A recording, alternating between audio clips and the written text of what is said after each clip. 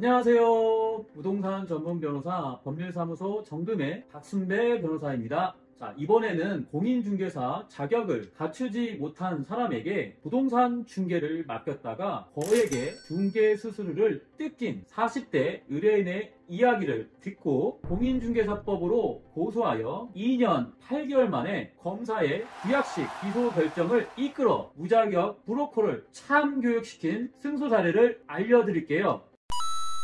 고소인은 지인의 소개를 받고 다세대 주택 중개를 맡겼어요. 피고소인은 이 사건 부동산을 팔아주되 고소인에게 1억 원만 입금하면 된다는 것이었고, 소위 말하는 전세를 끼고 다른 사람에게 팔아준다는 것이었습니다. 피고소인은 고소인으로부터 다세대 주택에 대한 임대차 및 매매 계약에 관한 모든 업무를 위임하면서 위임장을 작성하고 교부하였습니다. 그리고 피고소인은 고소인과 부동산 컨설팅 계약서를 작성하였습니다. 이후 피고소인은 다세대 주택에 대한 전세 계약을 보증금 1억 3천만 원으로 하여 체결하였고, 그 전세계약의 당금 일자의 매매대금을 1억 3천만 원으로 하여 계약을 체결하였습니다. 피고소인은 부동산 매매대금 1억 3천만 원 중 1억 원을 제외한 나머지 3천만 원을 컨설팅 비용, 즉 수수료 명목으로 입금받았습니다. 피고소인의 중개로 고소인이 체결한 전세계약서 및 매매계약서의 중개인 란에는 피고소인의 이름이 전혀 없었고, 심지어 매매계약서는 중개인 없이 당사자 사이에 체결된 것으로 기재되어 있었습니다.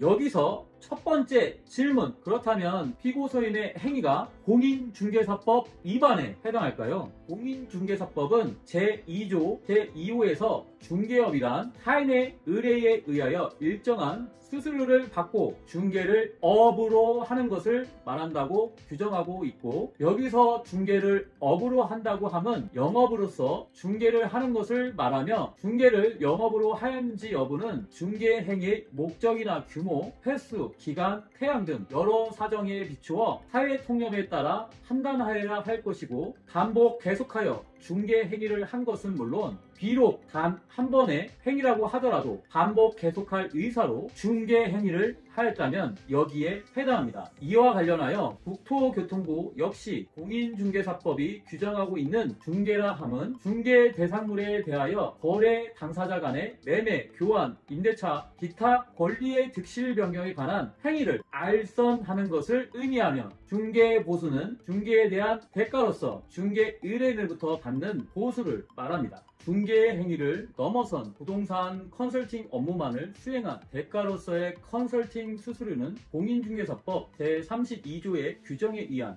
중개보수 규정을 적용받지 않고 당사자 간 약정으로 결정할 수 있습니다. 다만 개업공인중개사의 부동산 컨설팅 등 명칭 여하에 불구하고 사실상 부동산 컨설팅에 부수하여 이루어진 부동산 중개행위는 중개업에 해당하여 동법령의 중개보수를 적용해야 합니다 라고 해석하고 있으므로 피고소인의 행위는 중개행위가 명백합니다. 부동산 중개행위가 부동산 컨설팅 행위에 부수하여 이루어졌다고 하여 이를 공인중개사법 소정의 중개업에 해당한다고 할 것입니다. 피고소인은 실질적으로 중개행위를 한 것이라고 볼 수 있는데 공인중개사 자격을 갖추지 못하였습니다. 누구든지 중개업을 영위하려고 하는 자는 국토교통부령으로 정하는 바에 따라 중개사무소에 개설 등록을 해야 하는데, 피고소인은 개업 공인중개사가 아니고 중개사무소를 개설 등록하지 아니하였음에도 중개업을 영위하여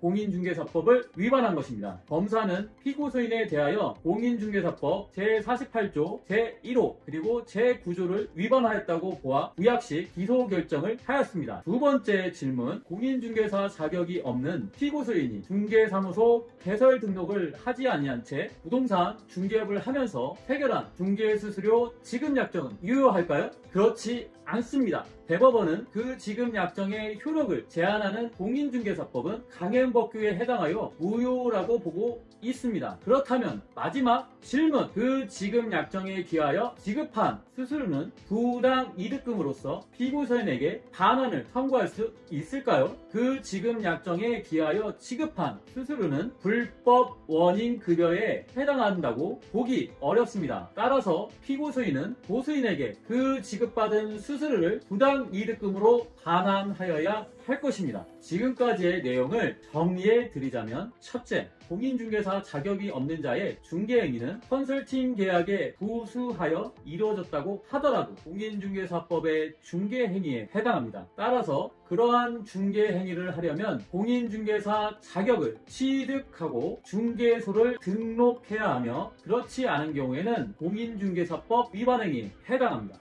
둘째, 공인중개사 자격이 없는 자의 중개행위에 대하여 수수료를 지급하는 약정은 강행법규에 위배되어 무효입니다. 셋째, 무효인 수수료 지급 약정에 기하여 지급하였다고 하더라도 그것이 불법 원인 급여가 된다고 볼 수 없고 부당이득금으로 반환을 청구할 수 있습니다. 마지막으로 제가 깨달은 것이 있다면, 고소인은 피고소인이 실질적인 중개행위를 하였는데 전세계약서 및 매매계약서의 공인중개사란에 공란으로 되어 있어 마치 당사자 간 직거래를 하는 것으로 보였는 바, 그러한 경우에는 공인중개사 자격을 갖추지 못한 자가 중개행위를 하는 것으로 의심할 수 있습니다. 또한 피고소인은 이 건은 중개행위가 아니라는 것을 강조하기 위해 컨설팅 계약서를 작성하여 마치 중개행위가 아닌 것이냐 위장합니다. 결국 그것이 실질적인 중개행위에 해당한다면 공인중개사법의 규제를 적용받게 됩니다. 지금까지 30분 내의 상담으로 친절하게 정확한 솔루션을 제공해 드리는 박순배 변호사였습니다. 감사합니다.